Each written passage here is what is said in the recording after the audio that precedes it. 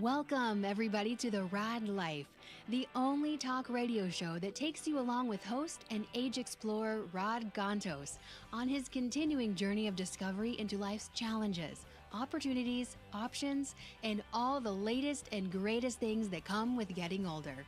The Raad Life is brought to you this week by Your Home for a Lifetime, a company dedicated to empowering you to stay safely, independently, and comfortably in your own home.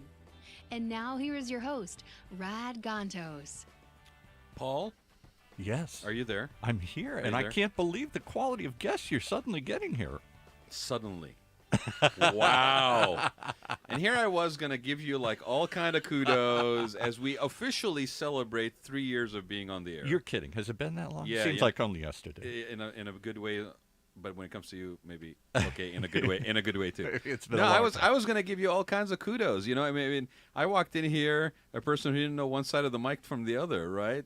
And you have brought No, not the mic that's our guest, but just the other thing. But any side of the mic from the other. And I basically, walked in here not knowing what the heck I was doing, and you were like, okay, good. Yeah. Young, impressionable minds to shape. Well, I don't know about young, but yeah.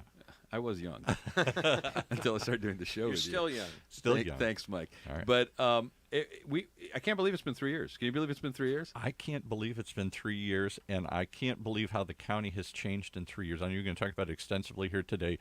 We had several years ago when we first started the what do they call them? The register here, the county registrar.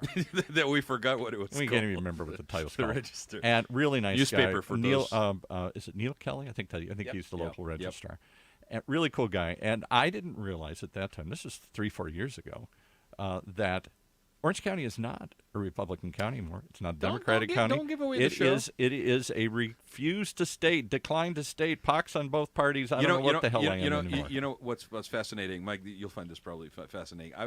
I spend way too many hours on Facebook, and my wife will tell you that I need some help and therapy, but at least an intervention once in a while. But yes, This is your intervention. This is what no, this started out being my intervention, then became Paul Roberts' therapy session. Well, right, that's basically true. It's a chance for me to on an hourly unload on all basis, my on a weekly basis. rants and raves. But here's the thing, I actually encountered a conversation that I will just say was happening on the GOP side. Okay, of the You mean the of the audience on Facebook. You mean the gone old party? No, I'm sorry. no, be nice, okay. But what was interesting is somebody had shown a graph, and it was based on 2016 numbers, right? And it showed that the difference between Republican registered voters and Democrat registered voters in Orange County, the bastion of supposed Republican, stronghold, was 2.9%. Mm-hmm. Okay. And it'll be gone altogether by 2020. Exactly. Mm-hmm. Now, the funny thing is, in that whole conversation, until I brought it in, because I just tend to be that kind of a person, okay, I just want to like poke the bear every once in a while, is there was no mention about the independent. And yet on the graph that they were basically using, it was right there, as bold as anything, right? It was over 20-some%, right? So you're saying the and we've news said- story isn't just the decline of the GOP No. voters; it's the rise of the independent voters. Because truly, and I don't know, Mike, if you could speak to this. Okay, I mean, with all candid honesty, I don't know that the parties themselves have grown per se. There maybe have been a little bit of growth on the Democratic side, but there's been an attrition like crazy on the Republican side to that independent voter, which is an interesting thing because that voter may be left-leaning, maybe right-leaning, but is not party affiliated. And so that makes for an interesting, I think, Now, campaigning. How are you going to appeal to that person? Well, I ran the Democratic Party Yeah. of Orange County back in 2006 and 2007. And could we identify who this is? We haven't identified your guest, Steve. Yes, Mike, introduce yourself, please. I'm Mike Levin. I'm running for Congress in the district currently held by Darrell Issa, who's retiring after too many years in the House of 2003, Representatives. I think, right? 2000. 2000? Is that applause? I hear an Look, applause sound what- effect. what- I don't know Are if you what are you applauding exactly? I don't know over if there? my Twitter followers can hear there was an applause. There's a little when we applause, said Darrell Issa's spontaneous retiring. applause that just popped up. That's quite all right. But by background, I'm an environmental attorney. I'm a clean energy advocate. But years and years ago, I actually did run the Democratic Party of Orange County. And you're a local. I am a local. Yeah. I was raised in South County, and I went to public schools there, and ultimately went off to Stanford for college, and then to Duke for law school. and And he decided accuses me of name Great dropping. schools. Oh, great and schools. I thank you. I came back 2005, and I'm raising my family now. Have a 5-year-old and a 3-year-old, and we love it here. And it's, I think, an amazing place to live. One of the downsides has been that Darrell Issa has been our congressperson for too long, and you know that, living in San Clemente with your family I've there, been in South County since '87, which is amazing. You're just for full disclosure, you live where? San Juan Capistrano. Right, so you're down local, right in the middle of it. Yeah, and our district runs from Dana Point, Uh-huh. has San Clemente, has San Juan Capistrano, Ladera Ranch, Rancho Mission Viejo. We have an office in San Clemente for the South Orange County portion of the district.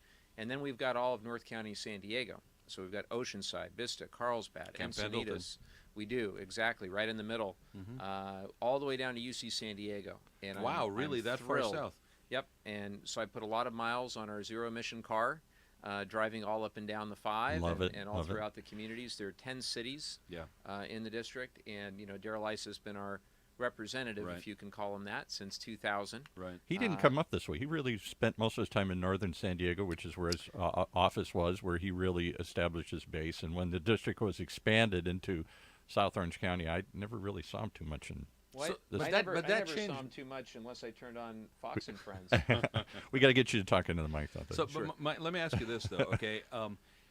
He was on Fox and Friends a lot. and maybe but you saw more of him Yeah. in South County, or in Orange County, more recently, and maybe this is a good segue to what Paul started us off on, because if you, I know you know, I've been talking about the changing face of Orange County since that report with the same name came out. Sure. Right, and it was 2005, 2006, right? Yeah. And it talked about emerging minorities, and it talked about all this stuff. And I remember going to a reading of that report when it basically was announced, and it was shared. I think it was UCLA and what was the other entity? There was another like academic entity that was involved, but they basically put this report together, and it talked about emerging minorities in like Santa Ana. It talked about emerging minorities in like Little Arabia and Anaheim. It also talked about the whole county. Yep. And the changing face of Orange County. And I found it fascinating. Not a lot of attention was paid to it during the presentation, but it was right there, black and white, if you read between the lines, which is that South County was an interesting situation altogether. You had minorities that had been there 3-4 generations.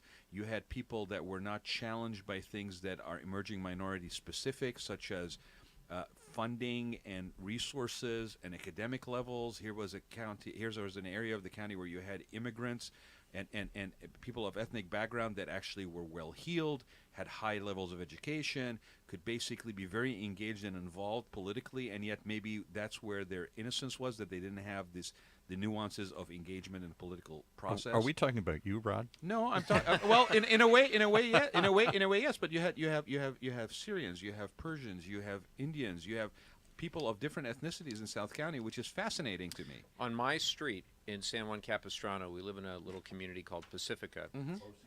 There are over 20 countries of origin for all those folks just on my street. So much for like a diversity, right? Well, we have incredible diversity. Yeah. And actually, in the 49th Congressional District, Asian Americans are the quickest growing demographic group. Understandably, yeah. Latinos make up about a quarter of the district. So it's, I think, changing pretty dramatically from when I grew up. Let's take a minute and talk about that, because I think underlying everything that you're basically going to be involved in here is you have this constituency that is this diverse, right? And actually, we have a caller, Paul. One of the things to show you what Mike has changed just by his appearance today here is we're actually getting callers in today to the show. You're always complaining that Applause, people will... please. Can we get an applause, please? Because it's on Twitter, anything is possible. These could be, like, literally anything is possible with Thank you people for on Twitter. being here, Could be Mike. We anybody. actually get a call. Well, this woman called let's in. not put him on hold. Come on. She said she wants to ask what she hopes is her future congressman a question. So identify yourself and welcome to the show. Hi, my name is Tori, and I live in North County, San Diego. Hi, Tori. How are you? Good. How are you, Mike? I'm doing terrific. How did you see us, on Twitter? Yes, and you follow my Twitter. I love it. I try to follow back everybody. You know, we have about, 75,000 people Wow. on Mike Levin, at Mike Levin CA. So if you're listening and you want to follow, and, certainly if you're in the district, I'm going to follow you back. Give the website too, Mike. MikeLevin.org. Okay. Okay, so Go what do you ahead, want to Tori. ask Sorry Mike about Levin? You're hoped for a future congressperson here. Ask him a tough question. Give him a tough one there today. No softballs today. What is your take on the border wall, 1, immigration, 2, and what is your selling point to young people like me, young people Perfect. who voted for Obama, who got him in? What is your key point to be like, okay, I'm the one? And before he answers, can I just get a little, you don't have to give us your name, Tori, but you live in North County. Roughly how old are you? You're in your 20s? You're in your 30s? How old are you? Late 20s. Late 20s, okay. And you were part of this energized movement that sprang up, got Obama into office. Did you vote for Bernie? Did you vote for Hillary? 2016, I voted for Bernie first time. That's what I assumed, yeah, right. I was going to go to the extreme and vote for the orange in office, but I was like, no. I have no idea who you're talking about, Tori, by the way. The person who has the Twitter account, the one who sends Yes. me tweets. Yeah, right. Are you following him, Mike? Yes. So you want to see, you're somehow part of this youthful group that wants to be engaged, doesn't like the way things are going, wants to see passion, wants to see something. 1,000,000%. Yes, okay. Thank you. I'm going to cut you off there, and thank you for... No, hold on. Oh, no, a second, we're hold going to on leave a her on? second. Okay. No, yeah. First of all, Tori, great questions. Millions of people trying to call. Anytime you want to co-host, you just let me know. Secondly, Wow. Mike for president. Mike for president. Wow. Wow, she's got you on the next campaign. I haven't even answered the question yet. Yeah, exactly. You might not like the answer. I have a question for you, Tori, if I may. Of course. Curious as what would have made you consider voting for Agent Orange? Agent Orange. As a Democrat, I didn't like Hillary because she had the super PAC, and Bernie was the only one who didn't. Right. Mm-hmm. And the host of our show, Rod, and I used to debate because we went round and round about this. He was a passionate Bernie follower. And I said, Bernie's I like what the guy's doing, but he was too far out. Nobody would elect somebody that far out of the mainstream. Boy, was I wrong. Was it just given the choices that you had, you just felt strongly enough not to want to vote for the Democratic candidate once the primaries were over and we had two names and you were considered? I won't even ask you who you ended up voting for, but it's interesting that you would voted for Hillary. Okay, yeah, it was interesting that you would consider even long enough to look at that. A lot of Bernie voters did the same thing. A lot of Bernie voters switched over to Trump when they were dissatisfied with Hillary. On those quote-unquote Bernie voters. Yeah, so they're the reason we have this person in the Orange House for right now. Right. Did you feel let down by the party when Bernie did not get the nomination? You're talking about yourself now again, Rod. And no. Because Hillary's Bill's husband, I was born in 90. I'm going to reveal my age. Okay. I wasn't around during the Clinton administration. Mm-hmm. However, as a woman, I wanted to see the first woman president. Sure. So that's why. And I appreciate your candid. I was and am very fond of Bernie, and I was a big supporter. And I'm curious because I don't get a chance a lot, to meet other I'm in Orange County. I don't get a chance. No, I'm being facetious. I don't get a chance a lot to basically ask. So I really appreciate your candor for this. And Mike, if you'll answer. Yeah. So obviously. And my mom and go ahead. I have proudly endorsed you. Oh, thank you. Excellent. I think you pushed him over the top. I think I think you and your mom pushed him over the top. Or something. Well, it's funny though, because my dad's friends with Doug Applegate, and I was like, oh my, I can't. No, I can't. And I was like, you know what? I'm going to be one of those young people to get a young unknown candidate in. So there's that appeal, right? I mean, that's part of why what appeals to you with Mike is that we need it. It's time for a change. We want that fresh blood. Okay, yeah. So let's talk about immigration for a minute. I don't know if you know this story, but my mom's parents, my grandparents on my mom's side, came from Mexico when they were very young. My grandpa was 11 years old, came from Sinaloa. My grandma was 3 years old and came from Durango.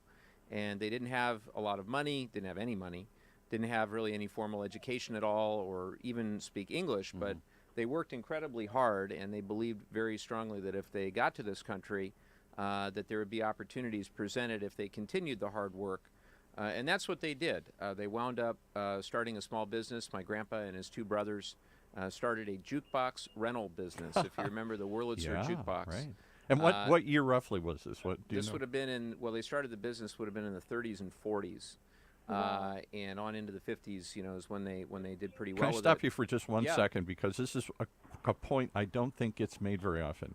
When your grandfather was a grandfather, right? When he came over from Both of them. Mexico, My grandma was there any sort of quota? I mean, was there a limit on how, or did you just come across the border and welcome? You're an American. Well, I think, you know, as I remember, the 20s and the 60s. Yeah, this is after the Mexican Revolution. I think, you know, it was far different than today. I just met with a young man named Irving Hernandez. We got together 2 nights ago in San Diego. He came when he was 6 years old from Mexico. Graduated top of his class from high school. Went to San Diego State, studied to become an aerospace engineer. Right. And he's set to have his DACA status removed in August. He'll be vulnerable to deportation. So I told you the story about my grandparents just because it absolutely is resonating with me to hear the stories of so many dreamers today, because my grandparents were the dreamers of their day. Sure. And I think what made this country strong in the first place was and is appreciation for one another, regardless of national origin or any of our differences, whether they be religion or gender identity. I think that's what makes us strong in the first place. The Statue of Liberty says, "Give me your poor, your tired, your huddled masses yearning to be free." Doesn't say give me the brightest and the best and the richest or whatever. Jason Miller said that was added after. Oh, yeah, it was added after. But what we need is we have to stand in, I believe, fierce opposition to this wall, which is nothing more than a $25 billion monument to Trump's ego, and entirely unnecessary from a border security perspective. We also need to reverse course, and we can't have the militarization of our communities. This is simply wrong, and the stories that you hear are heartbreaking, and I'll do everything I can, if I'm so honored to serve, to stand for common sense immigration reform, not only for the dreamers. There are, you know, a couple 100,000 dreamers, obviously, but for all 11 million who are here, who contribute to our society, to our economy, and our culture. And the young man that I met, as I mentioned a couple of nights ago, he's every bit as American as I am or as you are, Tori, and we owe him far more as a society than to, you know, have him live in fear after everything he's contributed. Especially if he actually took the risk of actually registering. Okay. Yeah. To me, that is the absolute most shameful thing. Is that you basically it's not just a promise. It's a breach of contract, a verbal contract. We made a verbal contract with these people that he did it 5 years ago, Red. 5 years ago when he came forward. But versus being in the shadows. Yep. And with that being said, to then turn around and breach that contract with him, okay, is unconscionable. If you do that in that particular case with a vulnerable population, sorry, but I have no trust in the fact that you will uphold any contract or promise you ever make. So last question, and let Tori go. We live in a tribal. You didn't know you were going to get interviewed. Yeah, Tori. we live in a. But I'm fascinated because we live in a tribal society now here. I'm sorry to say, we don't see what binds us. We see what tears us apart here. Yeah. So what ethnic tribe are you supposed to belong to? What ethnic background are you? I'm a Caucasian. So Okay. I have another question for Mike, being a San Diegan. You bet. What are you gonna do? What are you promising to San Diego? I know that Hillary was endorsed by Orange County. What are you trying to do for Northern San Diego? If elected, what are you going to do for San Diego? And can I say that's a good question, because one of the things, I don't know if you heard the beginning of this, Rad and I both live in South Orange County, which until recently was not part of the district. And when they redistrict and do this, suddenly Darrell Issa became our congressperson up here. One of the things we objected to, in addition, I think, to his politics I don't think it reflected the region anymore, was that he really was more, in our opinion, based more in San Diego and didn't appear much in South Orange County. And I'm sure you're concerned the opposite, that Mike lives in South Orange County. Is he going to ignore Northern San Diego? And Mike, before you answer that, if you would add to your answer, because I think Tori did ask it earlier, is like, what are you going to do for somebody that is in her generation, that people, and you and I talked a little bit about this before. Like, Yeah. like we have a duality in the district where you have a lot of older people that are living in their homes. They've been in them for 30 years. They're still healthy and living there. People like Paul. Rapidly aging community. And then you have here. this youth component in the community, starting families and so forth. That, it's just very expensive. Where's the work opportunities? What are we looking forward to actually providing for the? How do we them? keep so them if you here? can incorporate that in your question. Yeah. So first of all, for the last year, I've spent most of my time in North County. We have an office in Vista. Yeah. Basically, I sleep in South Orange County, but for all intents and purposes, I'm in North County, 6 days a week, 7 days a week when I'm in town. Or if I'm off in D.C., if I have the honor to serve, I know that I have to represent the 75% of constituents that are in North County, San Diego. Sure. In addition, I can't forget about the 25% that are in South Orange County. And we have so many friends in all of those cities that I look forward to building really strong partnerships with. Mm-hmm. I was stunned. We talked about Issa living in North County. I would say he lived in D.C. Mm-hmm. He completely ignored North County, San Diego, just as he ignored South Orange County. And the friends that I have in North County, many of whom are elected officials, have only seen the guy a handful of times over 16 or 17 years. Well, you could see him on Fox News every week. So Well, if you want, exactly. If you wanted to see Issa, you turn on Fake Fox. news. And I think at the end of the day, people want somebody who's going to listen and who's going to represent their interests in the local communities and work with local government on bringing whatever federal resources can be brought to bear to help solve local concerns. One of those, obviously, we have a problem throughout San Diego County with homelessness, but over 2,000 of the 9,000 homeless in San Diego County are in our district. Oh, wow. Including a lot of folks in Oceanside and elsewhere that have just returned in many cases from service. Sure. In some cases, they'll be addicted to substances or they'll have mental health concerns. And unfortunately, a lot of folks are treated as second-class citizens if they are addicted to substances other than alcohol. They could receive an other than honorable discharge, and they're not able to get the same sort of transition services, the same sort of addiction recovery services or job training or placement that honorable discharges get. It wasn't that long ago when you couldn't even get you couldn't even admit that you had PTSD and basically receive support. We got to let Tori go here. Thank you, So, Tori. Tori, One last question for you, because we don't get many on the phone here. What do And you? I do want to talk about millennials. Oh, yes. Oh, sorry. I don't want to lose that. and- So Hold on a second. Answer Paul. that, and then we'll have one more question. We'll let you go, Tori. So Okay. what I would tell you is that I am from a young family. My wife and I have 2 young children. And if you want to hire somebody to Congress that's going to represent the interests of younger people, particularly those with working families, really, working like everybody else with health care and child care and having a mortgage and having student loans, that's our lived experience. That's our lived experience right now today. And what I would say to those that are a little younger that are thinking of settling, I hope settling in our district, I would hope that you'd want somebody that could not be that far removed from that experience. And I'm so encouraged by all of the young people we have working in our office right now. If you went to our offices, either in Vista or in San Clemente, right now, it's noon on a Wednesday, you will see people that are 18, 19, 20 years old that are making phone calls for us right now, today.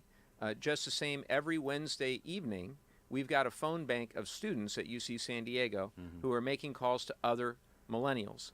And I think for the first time, a lot of millennials are really becoming civically engaged, because it was very easy with President Obama in office to kind of say, Obama's doing a good job, things are okay.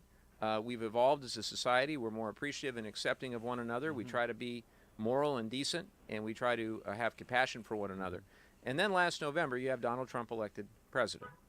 And he ran on a very divisive platform in many ways, trying to score short-term political points by dividing people or by creating fear between different people. And I think that a lot of folks, particularly millennials, have woken up, and they've said, this is not the country that I know. This is not the country that I want to help create. We have to defend our democratic institutions. We have to defend the free press. We have to defend the First Amendment. If we fail to do that, we have to recognize that our democracy is a vulnerable thing and a precious thing.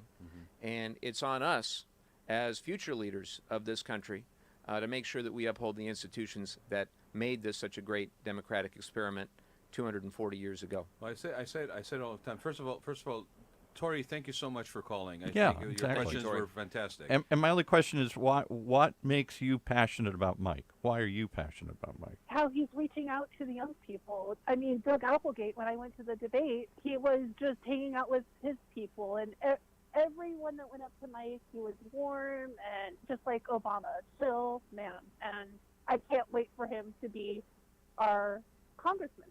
Well, thank you Thank so you, much. Tori. So much, I can't Tori. wait for some more phone calls in like this. So if anybody wants to call in, 949-330-7761 or 949-330-7762 if you can't get. Thank you so much, Tori, for taking the time. I think Thank you. thank you, Tori. I think it's interesting how the last thing that Tori said is we are in such a divisive time, right? But when we talk about defending the Constitution, we talk about democracy, we talk about freedom of the press, we talk about all those institutions that are critical, that are under attack. The worst thing we could do is polarize, which seems to be at the current moment where we tend to fall into. And I don't know whether it's just because our back's against the wall, like you have both parties sort of polarized, okay? And yet we all know from our own personal lives that the solutions is never going to be from those positions. The solution is the reach across, the common ground, the things that unite us versus divide us, right? So to you, Mike, where do you see those opportunities? Where do you see that ground? I mean, obviously things like our democracy, our freedom of speech, all this stuff, this is not partisan. This should not be weaponized in any form or politically, because we all lose in the end when we do that. So I think one of the great reasons for the hyper-partisanship that we see in Washington is the campaign finance system. The nature of how we fund our elections. It leads to unnecessary partisanship. I think that if there were more people who didn't rely on big corporate contributions, you talked about Senator Sanders. Senator Sanders had 8 million contributions.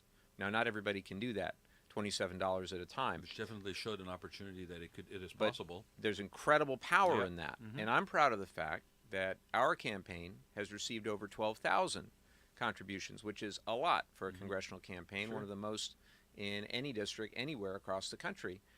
So we've raised about $1.25 million, which you need to do to be able to communicate a message in 2 major media markets, San Diego and Orange County as part of the Los Angeles media market. You need to raise money.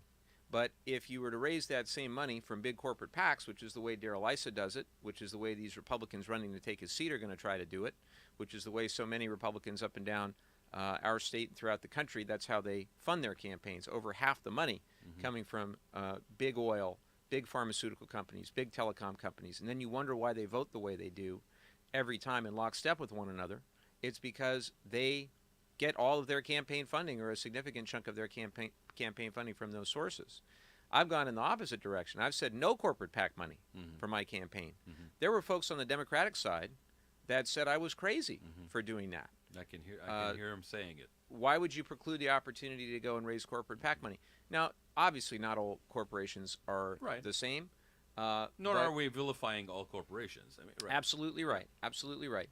However, I think the impact or the disproportionate impact of big corporations on our campaign finance system, which was exacerbated by the Citizens United decision and by the McCutcheon decision, 2 important Supreme Court decisions, have fundamentally undermined our public discourse. And I think the only way we take it back is to change that system. I think that would be a huge thing to do. Now, one idea that Congressman Ro Khanna has been promoting lately, which I like a lot, is the idea of democracy dollars. So everybody would have $100. If you're a taxpayer, you'd have $100. You could distribute it to whoever you like across the country, and it would be on us as candidates to either take those democracy dollars or not. And if we didn't take them, they'd probably know, where we really stood. I believe so strongly that this is not a plutocracy. This is not government by the wealthy, nor should it be. Nor is it government by big corporations. I think we, the people, have to take it back, and I think we do that by democratizing the campaign finance system. So I know I don't want to run out of time before we talk about this, because this is very specific. Got about 7 minutes left. To areas where you and I live, right? And it's in a way, I think it will trickle down to San Diego County. Okay. In fact, Torrey is probably an example of one of these questions. Two things: toll road. Oh, it's a toll road alert. Through San Clemente, okay. You behave yourself and sit in your corner, okay. You ask your questions. Now Rod rants about the toll road all the time. Okay, toll road through San Clemente, the Transportation the Transportation Corridor Authority as a joint powers agency, okay. Timely, outlived its purpose, all of this stuff, right? And the thing that really I think is critical for the future of the county is, what do we do to get it across that the policies need to change to where we take into consideration the aging nature of the county, especially South County, and the fact that these are healthier people that are living in their homes are not translating over, where the tax dollars are staying at relatively the old prices versus what the market would carry. And how do we keep the youth that are now basically, it's too expensive for them and are basically moving out of the desert? Ironically, over 10 years ago, it was the seniors that were moving out of the desert. Now it's the young of these communities, that are future leadership of these communities. We're going to be one big leisure world if we're not careful. Right. Well, we are kind of, and that's why we changed the word to Laguna Woods instead of Leisure World. Kept the initials, but we changed the name. Right. But what do you see there, Mike? Because you're right in the middle of it. I mean, you got young kids. Yeah, let's talk about the toll road for a minute. So, I've come out very strongly in opposition to any toll road extension through any of our South County communities, either extension of the 241 or the 73. And I just don't feel that it's necessary for a whole host of reasons. The best mitigating impact that it would provide might be 6 or 7% if you're lucky. And when there was a settlement with Surfrider and with other major environmental organizations to protect and preserve open space, which I felt was absolutely vital. Open space that was donated as part of an environmental settlement before. It was mitigation before for development they did somewhere else, and now they're saying, like we did to the Indians a million years ago. Sorry, we want that land back now here. Well, the remaining routes, so if you exclude the opportunity to go through protected open space, which I absolutely San Mateo watershed, South. It's a non-starter. Right. I mean, I've fought for the environment my entire career. It's a non-starter. For all of us. So where is left? Well, communities that are already more urbanized or have more infrastructure, and there's no good alternative. So you have one of the options, which would go straight down Avenida Pico in San Clemente. Horrible. There's just right no by way. The high school. I just met with some community leaders there the other day. In fact, I'll be going to the TCA tomorrow morning to be speaking about this. There's no way that that's a viable option. You cannot destroy communities. You cannot destroy neighborhoods in a manner that profound. They would have to take eminent domain, right, to get access to the They would have to create land? mass disruption to our pre-existing communities, our schools. There's just no way. The other routes are no better. One would go right behind my neighborhood in San Juan Capistrano, along Camino Las Ramblas. Another, called the Beltway option, would be going straight behind other communities in San Juan Capistrano. There's no good alternative. What we need instead, and I'm all for the jobs that it would create, and I want to create those jobs for good working folks, just not with those particular proposals. So before we leave that topic, what do you say to the people in North San Diego County? Why should they be concerned about this or even care? Well, what's interesting is the reason for the extension is so that developers up in Irvine and elsewhere can tell residents that they can drive to San Diego. And there are some in San Diego that would love an easier way to get to and from. But we cannot damage our communities to that extent in order to achieve that marginal benefit. Well, and from what I understand, the intention is if you run those toll roads through San Clemente and drop them on the 5, there's nothing that would stop those toll roads from being run all the way to the border. Well, that could be as well. That's absolutely right. And here's the reality. I mean, there's a whole buildup in Carlsbad of traffic, right? I mean, no question. What's the next argument? That's the way to relieve the traffic. And we have to figure out ways to alleviate that traffic that does not include building bigger roads. Or we need to be smarter. Exactly right. And we want to put people to work, but we want to do so in a sustainable and responsible way. If the bond indebtedness of the current toll road did not exist, And if the TCA did not exist, and if there weren't PR firms and lawyers and lobbyists that were making money off the continued While the development, bonds are not being paid off. we would not be having a discussion about the need for a toll road. Correct. And that's what I think everybody needs to realize as we move forward, is that this is a solution looking for a problem. And there are so many better ways to mitigate our traffic congestion that do not include destroying our local communities. Mike, I want you to come. We've got a couple of minutes, but I want you to come back and I want to really talk about that specifically because I think it's countywide impact. I mean, I don't think it's only solely South County when it comes to that particular agency, because there's representatives from everywhere in the county on that agency. Yep. Right. So I really would love to invite you back to do that. I think a lot of people in South County would appreciate that conversation. What about how do we keep the youth in town? In 2 minutes. Well, You just, got 2 just, minutes. just get us started. Yeah. I worry a lot about keeping youth, in our communities. Also, just generally, the working class. Yeah. There are people that are really struggling in our district. Yeah. Because I've gone around, I've met people that are one hospital bill or emergency room visit away from having to move, Financial from catastrophe, losing yeah. everything, buried in student loan debt or in high interest credit card debt. Can't afford $1,500 or $2,000 for a one bedroom or a studio apartment, much less the down Yep. payment for a $700,000 or $800,000 home, which is the median price for a home in our district, around $711,000. Guy came in to take over the San Clemente Times, Eric Hines. I remember when he moved into town. He was struggling to find a place that he could afford. Amazing. Yeah. Well, I think a number of things. We've got to fight for working people again. And I think in our district it means good working class jobs that, unfortunately, automation in our aerospace and defense industry are also, the automation is also helping to erode those jobs. So ways that we can begin to take it back are those emerging growth industries like the clean energy industry that I've been involved in my entire professional career. Figuring out, how do we inspire and motivate that entrepreneurial class of the future to create the great clean energy companies that are going Absolutely. to help us with that sustainability revolution that we need. Provide the support infrastructure. Exactly. Identify and encourage. And we need infrastructure. We've got to build infrastructure, but we've got to do so in a way that actually protects working people and ensures good wages, fair working conditions, and people can retire with benefits and have health insurance along the way. Quality of life. Absolutely right.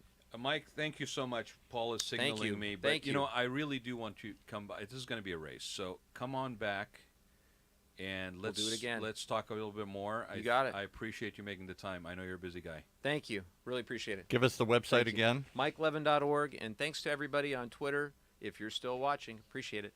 Yeah, and drop us any questions you want. We can reach out to Mike, but we want to hear about you. Are you interested in this kind of a show?